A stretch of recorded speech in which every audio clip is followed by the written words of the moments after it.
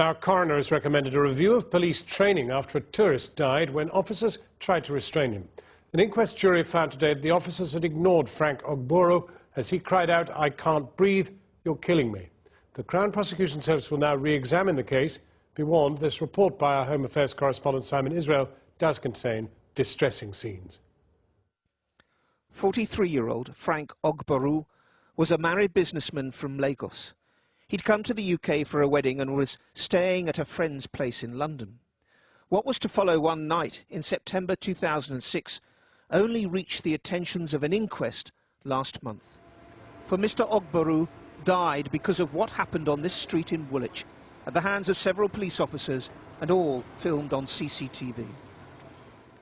The fatal sequence of events began after police were called to deal with a minor argument between Mr. Ogboru and another resident.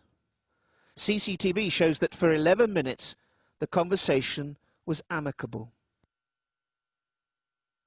He was asked not to return to the flat and was then arrested for fear of a breach of the peace. There was a struggle. CS gas was used, but to little effect.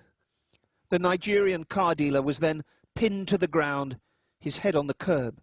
Two more officers arrived. Onlookers heard cries. One filmed the struggle on his mobile phone. Leave it up! Leave it up! Oh! Oh!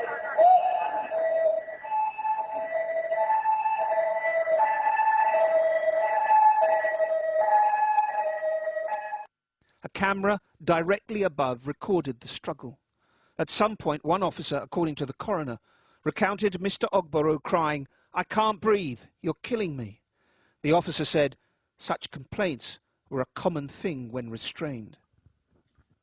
The inquest jury decided a knee was placed on his head as efforts intensified to handcuff him. In the moments that followed, Mr. Ogboru stopped breathing with 4 officers on top of him wresting control, and he never regained consciousness. The footage at this point appears to show he'd stopped struggling.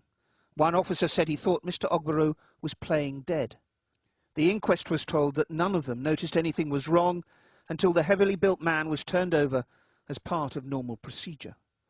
But the inquest could not determine at what point the tourist died. They took away my life. They took away my peace. They took away my joy. They took away comfort from me.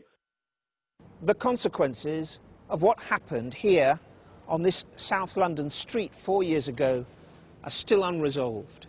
While Mr. Ogboru died at the hands of police officers, no one has so far been held to account. The Crown Prosecution Service has refused to bring charges, but last week was asked to take a second look at the evidence. Part of that will include the degree, as the jury noted, to which the dangers of positional asphyxia, where breathing is severely restricted by the way someone's positioned, were recognised during the struggle. In a letter to the Metropolitan Police Commissioner, the Assistant Deputy Coroner Selina Lynch wrote, "It seems that 4 police constables with varying degrees of experience and training all had positional asphyxia at the back of their minds rather than the forefront. They had not acted in accordance with the standard operating procedure in getting Mr. Ogboru into a safe position as soon as possible after control was achieved." So I do think the Metropolitan Police need to think very carefully about what this case says about not only the training of police officers in the dangers of restraint, but the attitudes of some of the police officers to those people who they are restraining. The Metropolitan Police told Channel 4 News tonight they regret the death, express condolences to Mr. Ogboru's family, and have asked the coroner for clarification on what specific aspects of training need to be reviewed.